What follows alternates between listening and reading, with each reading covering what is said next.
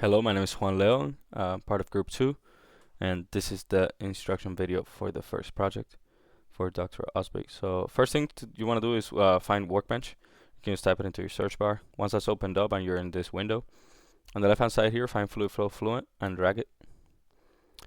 Right-click Geometry and New Design Model of Geometry. Wait for that to open up.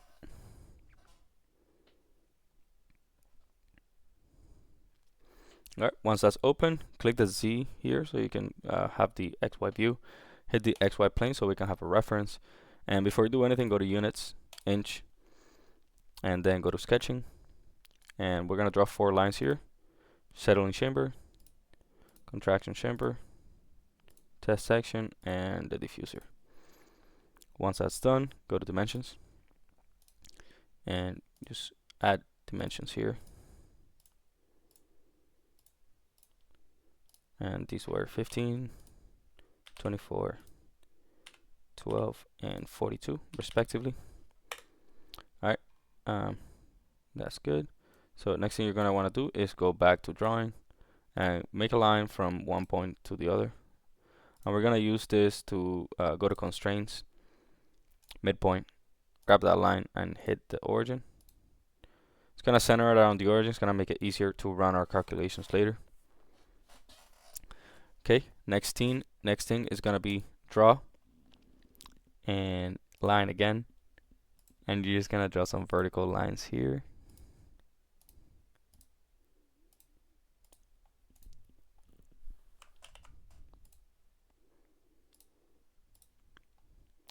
Alright, let's put dimensions on those as well.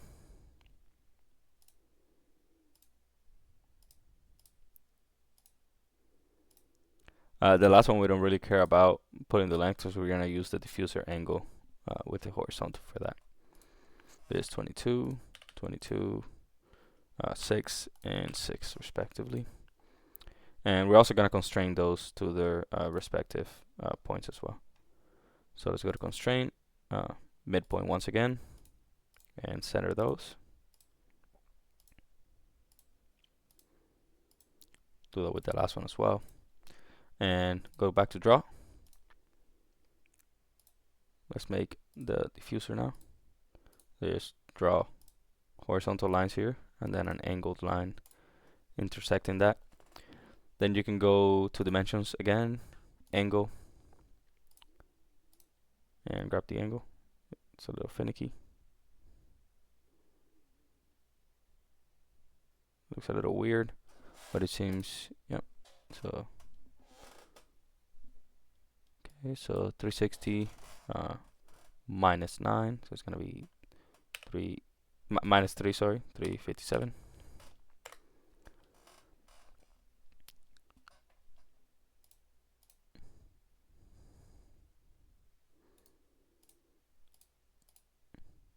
Depending on where you grab it, it does come out a little weird. Let me try to get it. Yeah, there it is. So this one's nicer. That one we can just make 3. Okay, then we're gonna connect all these things.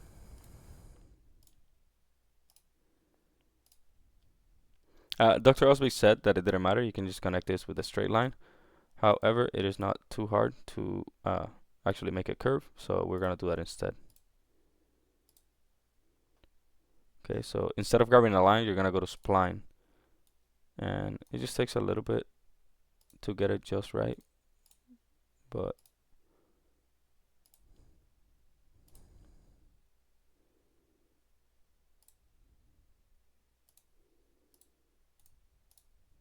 and then you say open end. That looks good. Then you're not gonna be able to do that by hand exactly, so just go to modify and go to replicate. Left click, right click, and then use plane origin as handle. Then right click once again and flip vertically, and then you just put your cursor on the origin and you should be good. Right click again and end, and that's that. Now we're just gonna clean this up, remove all the excess. We're going to do that by going to modify, trim, and remove all the internal stuff as well as this extra lines. Now, depending on the order in which you remove these lines, you might end up with a leftover point like so. The way to deal with that, just go to the left hand side here. You will see it at the bottom of this list. Right click it and delete. I'm also going to delete that length because we don't need that there. And that's pretty much it. Next thing we're going to do is go to concept, surfaces from sketches, select our sketch and apply.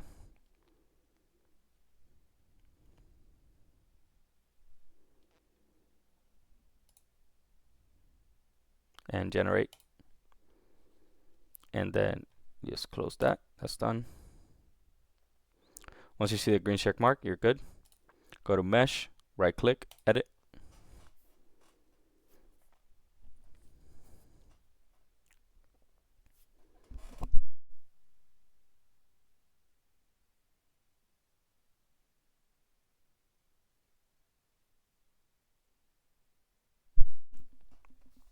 And once it loads up here, just gonna hit the Z axis so we can see it.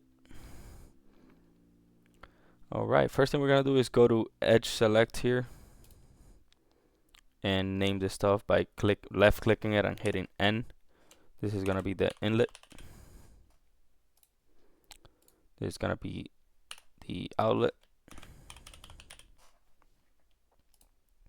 And then while holding control, just select all the other edges. Hit N, and that's gonna be the wall. That's good for that. Then we're going to go to mesh and then method, and then geometry, just select our body here, hit apply, and then where it says method here, go to triangles, then go to mesh, and then size. For my simulations, for my actual project I use 0.001. It does take a little bit to load, so I'm just gonna use 0.01. Should be fine for the purposes of this example. Okay, let me make sure everything's good. Alright, so once you have everything, all of the settings done, just hit generate. It'll take a second.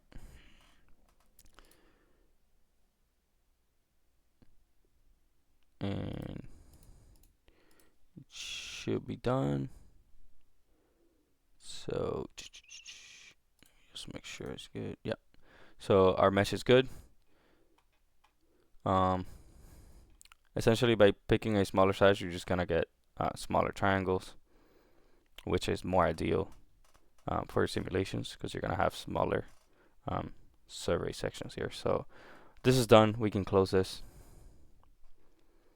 You're gonna see the lightning bolt. That means it needs to be updated. So just right click it and update, and wait for the green check mark to pop up.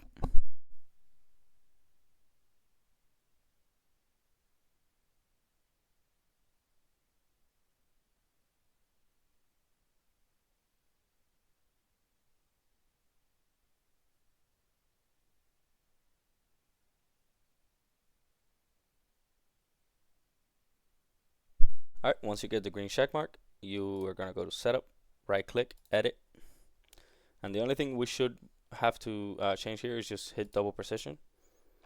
None of this should really have to mess with. Just hit start. We're gonna wait for it to pop up, and then we're going to just put our settings here for the simulations.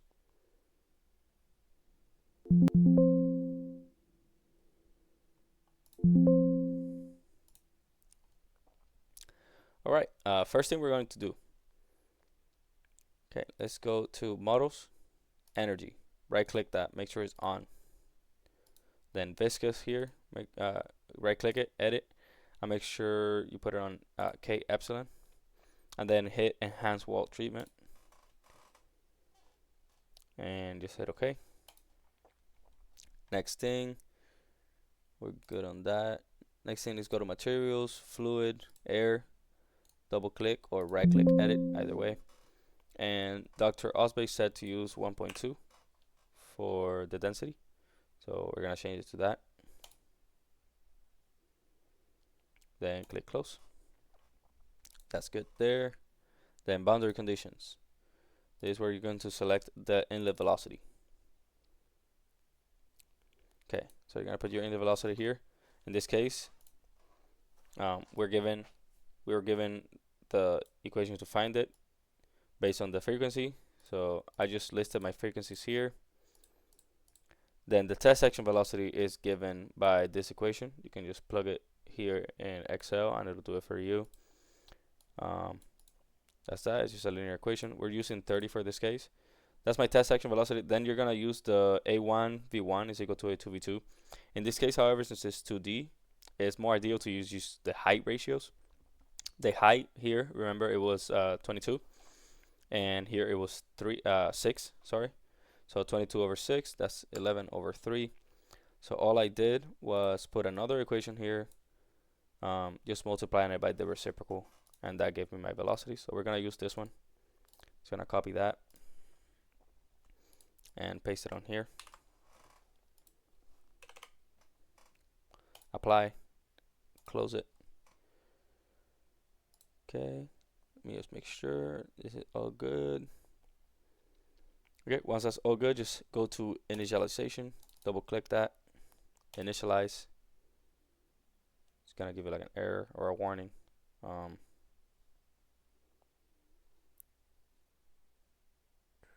Did I hit it? Oh, sorry, I did hit it. So yeah, it's gonna give you like a warning. That's fine. Just go to run calculations, double click that. Number of iterations, 150 should be good. It should converge way before then. It's usually been converging at like 40 something for me. So just put 150 to be safe and calculate. If not, just go to 200, something like that. It depends on your mesh size as well, I suppose.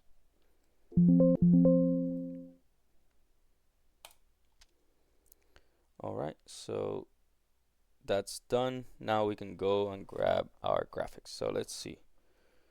We were asked to find first the velocity, static pressure, and total pressure and dynamic pressure contours in the wind tunnel. So that's the easiest one. You're gonna go to graphics, contours, double click that, and click the interior surface body. Go to your velocity magnitude, and just click save display, and that's your velocity contour. You want to see your pressure contour, you just go to pressure, static pressure, dynamic pressure, and total pressure, and they should look something like this for the most part. Okay, then next is going to be the plots. I'm gonna open plots here, and you're gonna go to XY plot.